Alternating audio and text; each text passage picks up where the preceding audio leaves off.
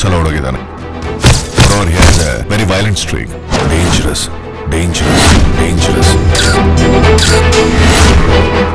ನಾನು DRDOನಲ್ಲಿ chemical engineer ಆಗಿದ್ದೀನಿ. ದೇಶದ ಬಾಂಬ್ಸ್ ಡೆವಲಪ್ಮೆಂಟ್ ಮಾಡೋದ್ರಲ್ಲಿ ನಾನು ಮತ್ತು ನನ್ನ ಟೀಮ್ ತುಂಬಾ ಕಷ್ಟಪಟ್ಟಿದ್ದೀವಿ.